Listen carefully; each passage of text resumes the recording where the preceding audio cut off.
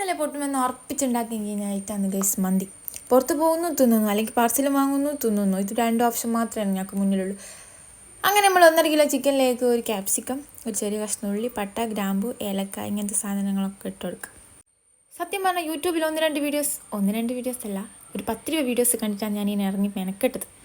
പിന്നെ അതിൻ്റെ മുകളിൽ കുറച്ച് കുരുമുളക് പൊടി, കുറച്ച് മാഗി ക്യൂബ്സ് എന്ന് പറയുമ്പോൾ ഒരു 5 പീസ് എടുത്തിരിക്കാം ഞാൻ.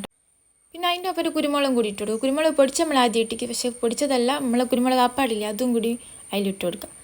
പിന്നെ അതിൻ്റെ ഒപ്പം കുറച്ച് തക്കാളി പേസ്റ്റ്, കുറച്ച് നേരം ഒരു ചെറിയൊരു തക്കാളിയാണ് ഞാൻ എടുത്ത്, അത് പേസ്റ്റാക്കി ഇട്ടെടുക്കുക. പക്ഷേ വീഡിയോസിൽ 1-2 വീഡിയോസിൽ മാത്രമായിട്ടോ ഞാൻ തക്കാളി ഒഴിക്കുന്ന കണ്ടുകൊള്ളൂ. എന്നാൽ പിന്നെ അതായിക്കോട്ടെ എന്ന് വിചാരിച്ചു. പിന്നെ അതിൻ്റെ ഒപ്പം കുറച്ച് ഉപ്പിടുമ്പോൾ ശ്രദ്ധിക്കുക, മാഗി ക്യൂബിൻ്റെ ഉപ്പുണ്ടാവും, അതുകൊണ്ട് ശ്രദ്ധിച്ചിടുക ഗൈസ്. അതിൻ്റെ അടുത്ത് തന്നെ കുറച്ച് സൺഫ്ലവർ ഓയിൽ, കുറച്ച് നേരം ഞാനൊരു കപ്പ് എടുത്തിക്ക്. അതിൻ്റെ കറക്റ്റ് അളവെന്ന് എനിക്ക് അറിഞ്ഞൂടാ ഗൈസ്, എന്നാലും ഒരു കപ്പ് എടുത്തിക്ക്. ഇതെല്ലാം കൂട്ടിയിട്ട് നമുക്ക് നല്ലോണം കുഴച്ച് വെക്കാം. എന്നിട്ട് ഒരു 1 മണിക്കൂർ നമുക്ക് റെസ്റ്റ് ചെയ്യാൻ വെക്കാം. ഞാനൊരു 1.5 മണിക്കൂർ എടുത്തിക്ക്. കുറേ സമയം എനിക്കുണ്ടായിരുന്നു, അതുകൊണ്ട് അത്രയും സമയം വെച്ച് പുറത്ത് വെക്കുകയാണെന്നില്ല, ഫ്രിഡ്ജിൽ വെച്ചാലും മതി. അങ്ങനെ ഒരു 1.5 മണിക്കൂർ കഴിഞ്ഞതിന് ശേഷം ഞാനത് എടുത്ത് വെക്കി. നോക്കുമ്പോൾ ഉപ്പ് ലേശം കുറവായിരുന്നു. അന്നേരം ഉപ്പെല്ലാം കൂടി ഇട്ടിട്ട് മിക്സ് ആക്കിയിട്ട് നമ്മൾ തീ കത്തിച്ചിട്ട് അത് അടുപ്പത്തേക്ക് വെച്ച് അത് സിമ്മിലിട്ടിട്ട് ആടുന്ന് വേവിക്കാൻ വെക്കാം. പിന്നെ അയ്യ നേരം കൊണ്ട് നമുക്ക് ചോറ് വേവിച്ചെടുക്കാനുള്ള വെള്ളം വെക്കാം. ഈ വെള്ളത്തിലേക്ക് കാണുന്ന സാധനങ്ങളൊക്കെ ഇട്ട് കൊടുക്കാം കേട്ടോ.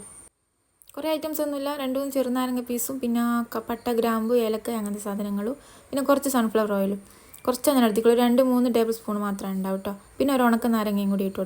പിന്നെ മന്തി ഉണ്ടാക്കുന്ന എക്സൈറ്റ്മെൻറ്റ് കൊണ്ടാകുന്നോ ടെൻഷൻ കൊണ്ടാകുന്നോ അറിഞ്ഞൂട്ടോ, മന്തി മസാല ഇടാൻ മറന്നു. അപ്പോൾ അത് അടുപ്പത്ത് വെച്ച് മൂടി തുറന്നിട്ട് അതിലേക്ക് 2-3 സ്പൂൺ ഞാൻ ഇട്ട് കൊടുത്തേക്ക്. പിന്നെ അതിൻ്റെ കൂട്ടത്തിൽ ഇത്തിരി വെളുത്തുള്ളി പേസ്റ്റ് ആവും കൂടി ഇട്ട് കൊടുത്തേക്ക്. ഇഞ്ചി ഇട്ടിക്കില്ല കേട്ടോ, വെളുത്തുള്ളി മാത്രമേ ഇട്ടുള്ളൂ. ഇതെല്ലാം ഇട്ടിട്ട് നമുക്ക് ചിക്കൻ തിരിച്ച് മറിച്ചെല്ലാം ഇട്ടിട്ട് വേവിച്ച് കൊടുക്കാം കേട്ടോ. അധികം നേരം ഒന്നും എടുത്തിക്കില്ല, ഒരു 10-20 മിനിറ്റ് കൊണ്ട് ഇത് കുക്കായി വന്നി. പിന്നെ നമ്മുടെ ചാനൽ കാണുന്നതിലൊക്കെ ഒന്ന് സബ്സ്ക്രൈബ് ചെയ്ത് സപ്പോർട്ട് ചെയ്യുന്നു പ്രതീക്ഷിക്കുന്നു ഗൈസ്. എല്ലാവരും ലൈക്ക് ചെയ്യണം, ഷെയർ ചെയ്യണം, കമൻറ്റ് ചെയ്യണേ. നിങ്ങളുടെ അഭിപ്രായങ്ങളൊക്കെ നമുക്ക് കമൻറ്റ് ചെയ്യാം കേട്ടോ. ഇതിലെന്തെങ്കിലും മിസ്റ്റേക്കൊക്കെ ഉണ്ടെങ്കിൽ അതൊക്കെ നമുക്ക് കമൻറ്റ് ചെയ്യാം. അപ്പോഴത്തേക്ക് നമ്മൾ ചോറാടെ റെഡിയാക്കി. ചോറ് റെഡിയായെന്ന് പറഞ്ഞാൽ ഒരു ഹാഫ് ബോയിലാണ് ഞാൻ എടുത്തത്.